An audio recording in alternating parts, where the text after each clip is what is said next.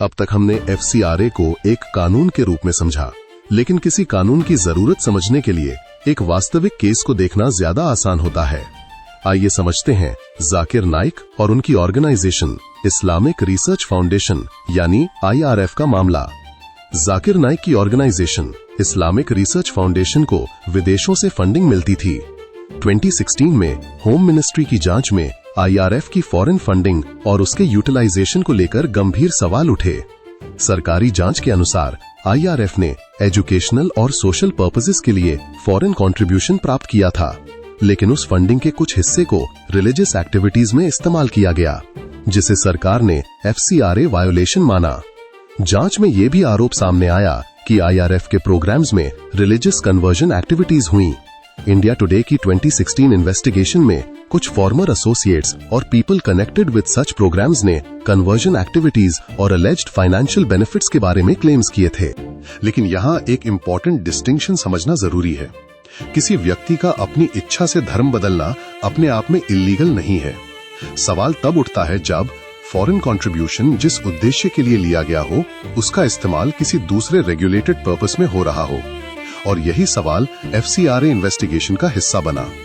Home ministry की जांच में IRF के अकाउंट्स में कई अलेज्ड वायलेशन सामने आए। इनमें फॉरेन कंट्रीब्यूशंस की रिपोर्टिंग और यूटिलाइजेशन से जुड़े इश्यूज शामिल थे। रिपोर्ट के अनुसार IRF ने एजुकेशनल और सोशल पर्पसेस के लिए मिली फॉरेन कंट्रीब्यूशन को रिलीजियस पर्पसेस में इस्तेमाल किया था। इसके बाद सरकार ने IRF के खिलाफ FCRA फ्रेमवर्क के तहत एक्शन लिया और फॉरेन फंडिंग पर रिस्ट्रिक्शंस लगाए। लेकिन मामला यहीं खत्म नहीं हुआ। जाकिर नाइक और IRF के खिलाफ अलग अलग एजेंसीज ने अलग अलग एस्पेक्ट्स की जांच की। NIA ने IRF के खिलाफ अनलॉफुल एक्टिविटीज और कम्युनल एनमिटी से जुड़े आरोपों की जांच की। NIA के ऑफिशियल केस रिकॉर्ड में आरोप है कि नाइक और उनके एसोसिएट्स के स्पीचेस और लेक्चर्स डिफरेंट रिलीजियस ग्रुप्स के बीच एनमिटी और हेट्रेड को बढ़ावा देते थे और युवाओं को अनलॉफुल और टेररिस्ट एक्टिविटीज की ओर इंसाइट करते थे। वहीं एनफोर्समेंट डायरेक्टरेट ने मनी लॉन्ड्रिंग इन्वेस्टिगेशन में फॉरेन और अन्य डोनेशंस के फ्लो तथा उनके अलेज्ड यूटिलाइजेशन की जांच की। 2019 में ED ने कोर्ट के सामने आरोप लगाया कि नाइक और IRF को मिले बड़े डोनेशंस में से कुछ रकम का इस्तेमाल लोगों को इस्लाम में कन्वर्ट करने और टेररिस्ट एक्टिविटीज के लिए इंसाइटमेंट से जुड़ी गतिविधियों में हुआ। ध्यान रखिए, ये इन्वेस्टिगेटिंग एजेंसीज द्वारा लगाए गए आरोप और उनके केस रिकॉर्ड्स हैं।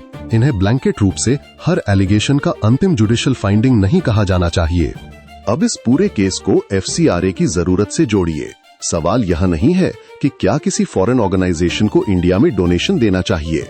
सवाल है उस डोनेशन का घोषित पर्पस क्या था, पैसा किस ऑर्गेनाइजेशन को मिला, उस ऑर्गेनाइजेशन ने उसे कहां खर्च किया और क्या उसका यूटिलाइजेशन कानून के मुताबिक था। अगर जवाब हाँ है तो foreign contribution legitimate social work को सपोर्ट कर सकता है। लेकिन अगर फंडिंग का रास्ता इल्लीगल एक्टिविटीज या नेशनल सिक्योरिटी कंसर्न्स तक पहुंचता है तो गवर्नमेंट के पास उसे इन्वेस्टिगेट और रेगुलेट करने का लीगल फ्रेमवर्क होना जरूरी है। यही FCRA की आवश्यकता को समझने का सबसे आसान तरीका है। और इस केस का एक और महत्वपूर्ण हिस्सा है, जाकिर नाइक 2016 में इंडिया से बाहर चले गए और बाद में मलेशिया में रहे। इंडिया ने उनके एक्सट्रेडिशन की फॉर्मल रिक्वेस्ट भी मलेशिया को भेजी थी। भारत सरकार के अनुसार ये रिक्वेस्ट जनवरी 2018 में भेजी गई थी। वे भारत वापस नहीं आए हैं। 2026 में भी वे मलेशिया में रह रहे हैं और भारत में उनके खिलाफ मनी लॉन्ड्रिंग तथा अन्य आरोपों से जुड़े प्रोसीडिंग्स का मामला मौजूद है। इसलिए एब्सकॉन्डिंग शब्द इस्तेमाल करने से पहले हमें लीगल स्टेटस को ध्यान से क्वालिफाई करना चाहिए।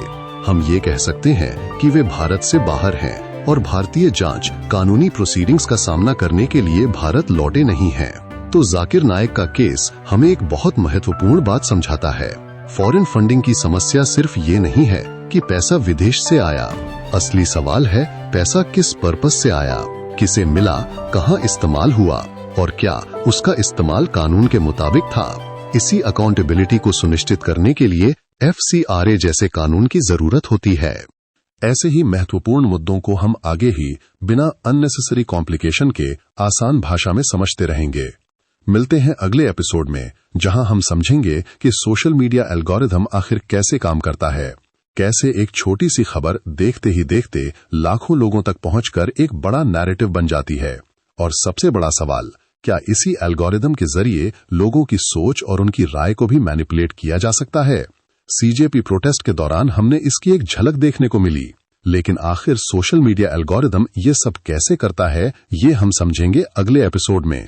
तब तक के लिए जुड़े रहिए चौहान एक्सप्लेन्स के साथ। जय हिंद, जय भारत।